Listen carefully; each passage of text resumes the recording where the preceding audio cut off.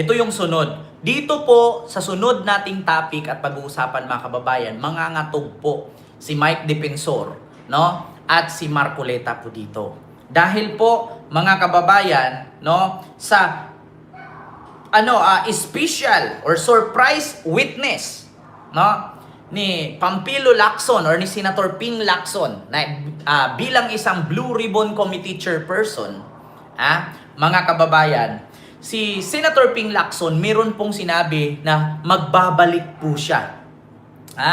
Magbabalik siya bilang Blue Ribbon Committee chairperson at may pasabog. Na ang pasabog niya, meron siyang special surprise witness na i-present sa Senado at ipapakita na walang iba kundi si Romualdez.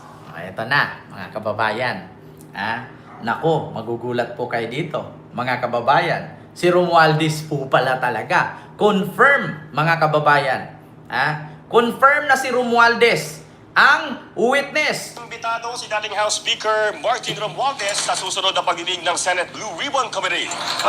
Rinig ninyo rinig ninyo. DZMM yan. DZMM. Na may pasabog siya. Mga kababayan, si Romualdez nga talaga. Sabi ko nga sa inyo si Romualdez ba to? November 14. Abangan po ninyo yan. Ito po. Hatid ni Radyo Patrol, Robert Mano. Robert! Jeffrey, bukod yung sinasabing very important witness, imbitado na susunod na pagdinig ng Blue Ribbon Committee, sina dating House Speaker Martin Romualdez at dating Congressman Zaldi Co. Ay sa magbabalik na chairman ng Blue Ribbon Committee na si Senate President Pro Tempore Pampilo Lacson, idadaan kay House Speaker Faustino D. III ang imbitasyon para kay Romualdez. Ang imbitasyon naman sa sinasabing hindi naman ang si dating Marisol Orly Regala Gutesa ay ipapadala kay Senator Dante Marcoleta at ating Congressman Mike Defensor dahil sila ang naging instrumento o daan bakit ito na ipresenta at nakapagbigay ng testimonya sa komite. Naku po, wait lang po mga kababayan.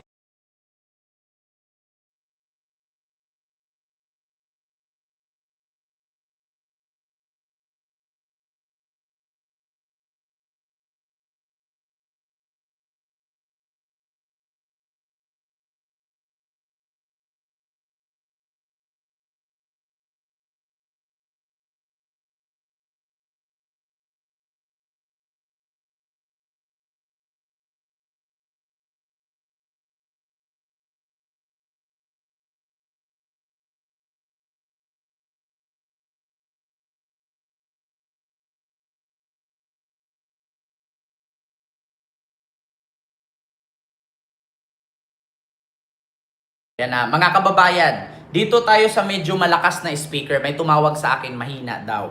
O di sige, dito tayo sa medyo malakas na speaker para rinig na rinig. Ito po mga kababayan. Ayan, ito po. Imbitado si dating House Speaker Martin Romualdez sa susunod na pagdinig ng Senate Blue Ribbon Committee. Balita mula sa Senado, hatid ni Radyo Patrol, Robert Mano. Jeffrey, bukod yung sinasabing very important witness, imbitado na susunod na pagdinig ng Blue Ribbon Committee, sina dating House Speaker Martin Romualdez at dating Congressman Zaldi Co. Ay sa magbabalik na chairman ng Blue Ribbon Committee na si Senate President Pro Tempore Pampilo Lacson, idadaan kay House Speaker Faustino D. III ang imbitasyon para kay Romualdez. Ang imbitasyon naman sa sinasabing hindi naman po ang si dating Marisol Orly Regala Gutesa ay ipapadala kay Senator Dante Marcoleta at ating Congressman Mike Defensor dahil sila ang naging instrumento o daan bakit ito na ipresenta at nakapagbigay ng testimonya sa komite. Ay kay Lacson, base sa CCTV footage ay nagtungo si Gutesa sa opisina ni Marcoleta bago ang sorpresang presentasyon sa naturang testigo. Dagdag na sila. Narinig ninyo mga kababayan? Bago pa pala, may nakuha si Ping Lacson na isang CCTV footage na bago pala mag-present si Gutesa sa Senate hearing ay pumunta pa pala ito sa opisina ni Marcoleta. Kumbaga parang binibriefing pa. Naku po, naku po mga kababayan, eto na. Ulitin ko. Pakinggan ninyo Bago pa daw pumunta sa Senado si Orly Gutesa, dumaan muna daw ito sa opisina ni Marcoleta. Naku po, Marcoleta, may CCTV, Marcoleta. Patay ka. Ko. Ay sa magbabalik na chairman ng Blue Ribbon Committee na si Senate President Pro Tempore Panfilo Lacson, idatahan kay House Speaker Faustino D. III ang imbitasyon para kay Romualdez. Ang imbitasyon naman sa sinasabing hindi naman po ang si dating Marinpo Orly Regala Gutesa ay ipapadala kay Senator Dante Marcoleta at dating Congressman Mike Defensor dahil sila ang naging instrumento o daan bakit ito na ipresenta at nakapagbigay ng testimonya sa komite. Ayon kay Lacson, base sa CCTV footage ay nagtungo si Gutesa sa opisina ni Marcoleta bago ang sorpresang presentasyon sa naturang testigo. Dagdag na senador, bukod sa very important witness, kung muling mahaharap si Gutesa, ay pagpapatuloy nito ang kanyang testimonya higit sa sinasabing delivery ng mga maletang naglalaman ng po at Romualdez. Samantala, lumabas sa investigasyon ng Manila Regional Trial Court na pineke ang notaryo sa sworn statement ni Gutesa na inirekomenda rin imbestigahan. Ala, naku, patay kayo dyan. According sa Manila Trial Court, pinike ang notaryo ni Gutesa. At bago pala ito pumipresenta sa harap doon sa Senate hearing, dumaan daw muna ito sa opisina ni Marcoleta. Patay kang bata ka. Lagot ka dyan, bulldog. Hala ka. Nako, ito, malapit na tayo sa exciting part. Hala, Diyos ko, Marcoleta. Patay ka dito. A-attend pa naman si Romualdez. Ngayon, kapag hindi masagot ng ayos ni Orly Gutesa ang mga katanungan ni Romualdez doon sa Senate, babalikan kayo niyan. November 14 daw po, Mamarya Fipaliso. Naku po, sabi ko sa inyo, kapag hindi nyo ayusin yung script ni Gutesa, syempre kaharap na niya ni Gutesa si Romualdez, mangangatog yan, maniwala kayo sa akin. Tapos magbabasa ng papel, tapos hindi niya alam kung ano yung paragraph doon, mga number 1, number 2, number 3. Tapos ikukoach na naman ni Marcoleta, yung number 20, nakalimutan mo. Putang ina, halata. Naku, si Romualdez, abogado yan. Marcoleta. Abogado si Romualdez, hindi mo maloko yan. Kung yung mga abogado dyan hindi nagre-react sa Senado, sinabihan ka na nga ni Antonio, ni Antonio Carpio na mababang uri yung quality ng utak mo bilang abogado. Ala, nako, harap-harapan yan harap-harapan yan. Kasi tatanungin yan ngayon ni Martin Romualdez, kailan, anong petsa, anong araw, at anong pangalan mo sa logbook sa gate. Pag sinabi ni Orly Gutesa dyan, ito po, ako po'y naghati doon September 1, 2025. Paano ka nakapaghati doon na wala ka namang logbook at paano mo na ihati doon na ang bahay ko under construction, walang nakatira? Yan ang problema ngayon dyan. Kasi 2024 pa, ang bahay ni Romualdez, hindi pa natirhan kasi sira. Ginawa pa lang pinapalaki. Sinong titira doon? Construction worker? So, papayag ba si Romualdez na hatiran mo ng mali-malitang milyon-milyong pera? Tapos construction worker ang tatanggap? Nako po, eto na, Marcoleta. Siguraduhin ninyo, Marcoleta at Defensor, Mike Defensor, na yung si Orly Gutesa na witness ninyo na nagsasalitang naghahatid ng mali-malitang pera, pati si Eric Yap ba yun ng Benguet, naghahatid din daw doon ng 47 kamaleta. Nako po, pag hindi nyo napatunayan yan, walang petsa, walang araw, walang logbook, walang CCTV, imposible walang CCTV, exclusive subdivision ang Forbes. Dito nga sa tinitirhan ko, putang ina. 3 gate bago ka makapasok. Napakadaming security ng tinitirhan ko. May CCTV. Hingian ka pa ng ID kung hindi ka taga dito. Tatanungin pa sinong pupuntahan mo. Tatawagan pa ako bago makapasok dito. Ganyan kahigpit. Imposible na sa Forbes, hindi ganyan. Bilyonaryo yung mga nakatira dyan. Trilyonaryo yung mga nakatira dyan. Diba? Naku, Diyos mio Marimar, mga kababayan, dito na natin malaman kung talagang gawa-gawa, kung talagang scripted lahat para lang maidiin si Romualdez. Naku po, mga kababayan. Diyos mio Marimar, eto na nga yung sinasabi ko. Talaga namang, mga kababayan, wala na. Malapit na tayo sa exciting part. Malapit na tayo sa exciting part, mga kababayan. Diyos mio Marimar. Ayan. Wait lang po ha. Naku po, eto na nga mga kababayan. Yan yung sinasabi ko sa inyo. Salabat na ang testimonya ni Gutesa. Kung nakita nyo mga kababayan, tawang-tawa ako eh. Ganito ipakita ko sa inyo yung sagot ni Gutesa. Ito Gutesa. Ang tawag dito, coach. Si Marcoleta. Ito. Marcoleta. Kita, halatang halata naman talaga. Remember, Orly, sabi ko sa kanila, Gutesa has everything to lose. Ang pinakamataas na uri ng pagtetestigo at saka ng ebidensya, kapag ikaw ay tumestigo laban sa iyong sariling interes. Ang sabi ko sa kanila, Gutesa has everything to lose. Mataas daw, has everything to lose. Ngayon, patunayan mo yan, Marcoleta, kasi sa mga interview at sa mga bali-balita, lumalabas ka at pinagyabang mo na si Gutesa ay ganito, si Gutesa ay ganyan. Ngayon, pag hindi mo na ipaharap yan si Gutesa, kasi biruin mo, pinupromote niya. Kada may balita, kada na lang dito sa Net25, pinupromote niya na si Gutesa daw ay tama, maayos, malaki ang tsansa at totoo ang sinasabi. Ngayon, kapag ipinatawag ni Ping Lacson yan at hindi pipresent sa hearing, kayo yung babalikan.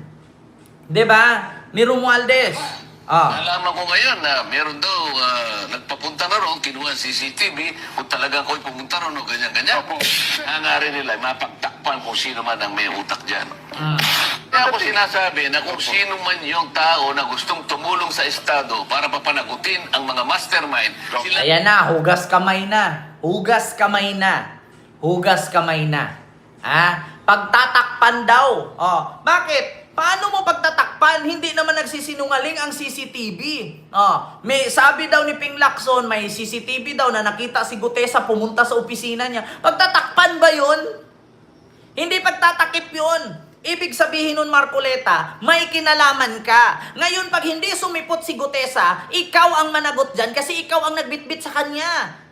Damage has been done. Hindi mo naman pwedeng sabihin sumulpot lang yan dyan at gustong mag-witness. Hindi naman mag-witness dyan kung hindi mo binakapan. Yan ang problema. Siyempre, yung pangalang Romualdez nasisira dahil kay Gutesa. Ngayon, ang problema dyan, siyempre gusto ni Romualdez na klaruhin ni Gutesa na si Romualdez talaga ang pinadalhan niya. Kasi masisira ang pangalan ni Romualdez. So, ibig sabihin, kayo okay lang masira ang pangalan ni Romualdez. Si Romualdez, hindi okay sa kanya yun. Hindi naman po pwede na saksakin mo sa likod at sabihin lang ni Romualdez, okay lang yan, hindi masakit eh. Ulitin mo pa, hindi masakit eh. Pangatlo, aray, masakit na talaga, umbog kita sa mama ko. Di ba? Bata nga, susuntukin mo, 1, 2 beses, hindi pa iiyak yan. Pangatlo, pag nasaktan, iiyak yan, sa takbo sa nanay yan. Magsusumbong yan. Tapos yung nanay, magdadala yun ng barangay. Magdadala ng pulis yun. Papanagutin yung nanuntok. Tapos si Romualdez, hindi. Alam mo, sa totoo lang, Marcoleta, hindi tayo dito kailangan ng sibil, matatanda na tayo. Hindi natin kailangan ng kwentong barbero dito. 'Di ba?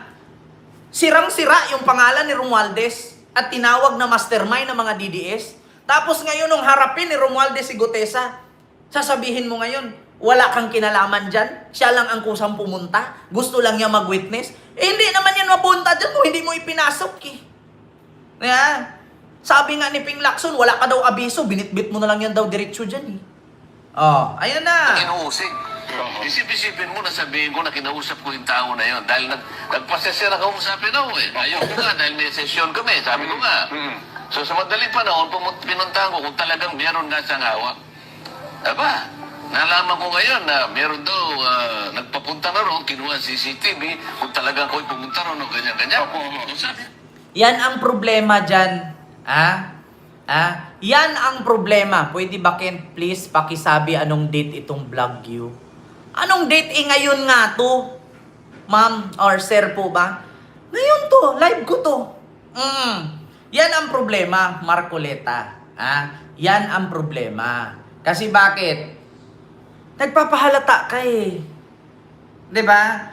So, ang isipin ng tao, ikaw ang may dala. Ngayon, maghuhugas kamay ka. Naku, patay ka nito. O, anong gagawin ngayon kung pupunta si Romualdez tapos si Gutesa ang wala?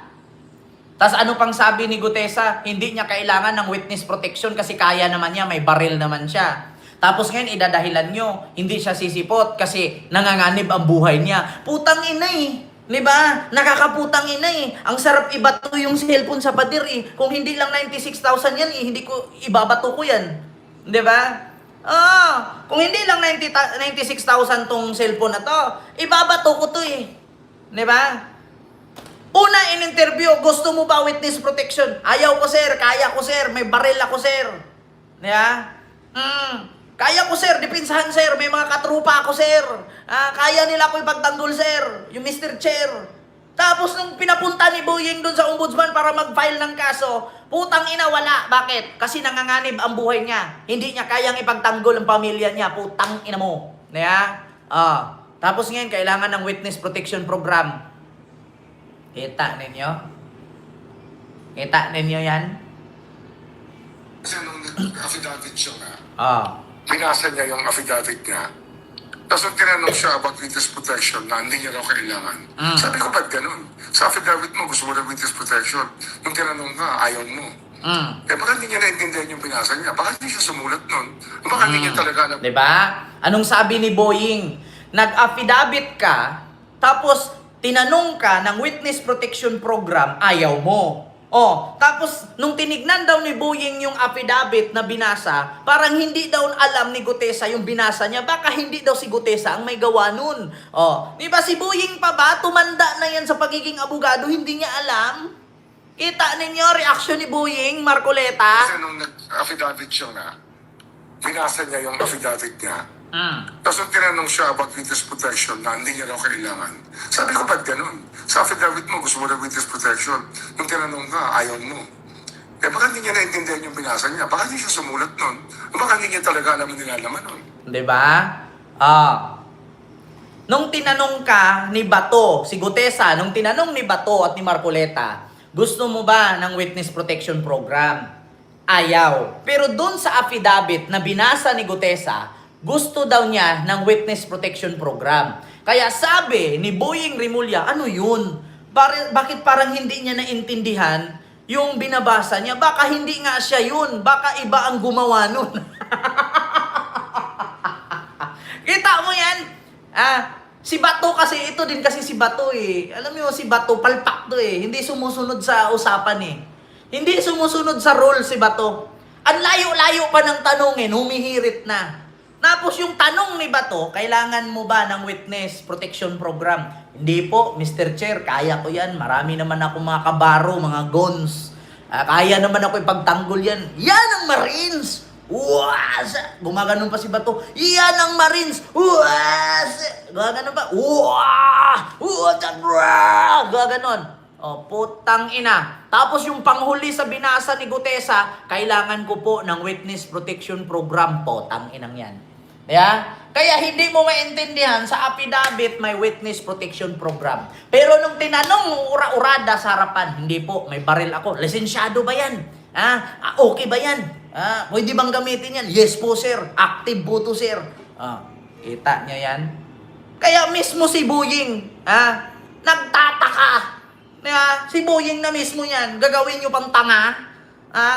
Kayong mga DDS, putang ina ninyo. Kargado kayo sa magic. Kung sa singing contest kayo, puro kayo adlib.